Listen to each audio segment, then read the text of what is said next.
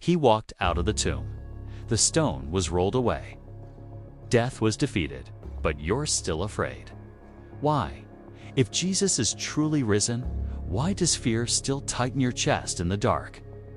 Why does anxiety still whisper that you're not safe? The resurrection was not the end of fear. It was the invitation to trust. He rose. The grave was broken. The stone rolled away. The darkness pierced by dawn. But still, you feel it? That tension in your chest, that quiet ache in your stomach, that feeling that something might fall apart. Even now, you believe in the resurrection. You know the tomb is empty. You've heard the words, "Peace be with you," and yet you are still afraid. Why? This is the question that hides beneath so many prayers. Why does fear stay when the cross is behind us? Why does anxiety linger? When Christ has already conquered death, you are not alone in this, because even the disciples, even those who walked with him, even those who saw the empty tomb, were still afraid. Let us return to that moment, the morning after the miracle, the day after the grave was opened. The disciples were hiding, not preaching, not dancing, not shouting with joy. They had locked the doors for fear of what might come next. They had heard the testimony. They had been told, "He is risen," but still, they trembled. Because fear doesn't always leave just because the facts have changed. Sometimes fear is a habit. Sometimes it has built a home in us. Sometimes it hides in the deepest parts of our being, untouched by even the brightest truth. And yet, Jesus comes. He doesn't wait for them to find him. He walks through the walls, through their fear, through their doubt. He comes and stands among them. And what does he say? Not a rebuke. Not, "Why didn't you believe?" He says, "Peace be with you." He shows them his hands. He shows them his side. He speaks peace. Again, because the risen Christ doesn't shame fear. He enters it. He doesn't demand perfection. He offers presence. He brings the scars, not to scare them, but to prove love. Let that sink in. The evidence of victory was not a crown, but wounds. The proof of peace was not silence, but his voice, saying again and again, "Peace be with you." If you still feel afraid, it does not mean you have failed. It means you are human. It means you are still learning to receive the love that casts out fear. And that love is patient.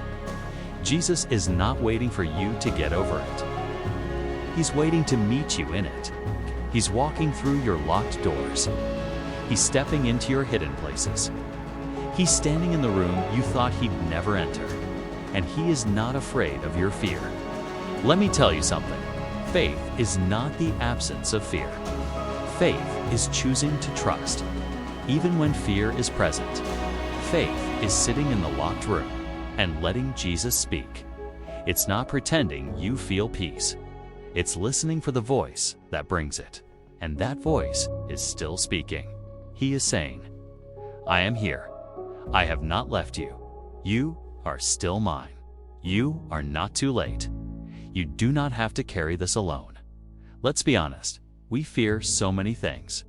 Fear of loss, fear of failure, fear of the future, fear of what others think, fear of being too much, fear of not being enough, and sometimes even fear of God himself. We picture him distant, disappointed, waiting for us to get it right. But the resurrected Jesus is not far. He is in the room. He is whispering peace.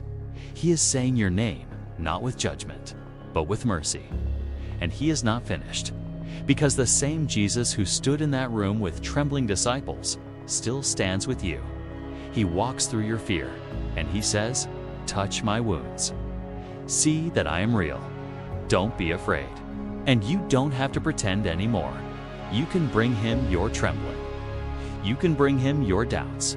You can bring him your silence. Because he is not afraid of what's hiding in you. He is here to free it. The resurrection was not just an escape from death. It was an invasion of love into every broken place. So today, you don't need more proof. You don't need to feel brave. You only need to open the door. Let him in. Let him speak. Let him show you his scars. Because those scars are your healing. That peace is your inheritance. That presence is your resurrection. He is risen, and he is here. And even if fear visits again tomorrow, so will he, so will grace, so will mercy, so will peace. Let this be your prayer. Jesus, I believe, even here, even now. Even with this fear, I choose you.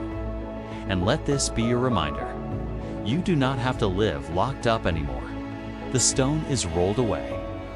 The tomb is empty, and love has already won.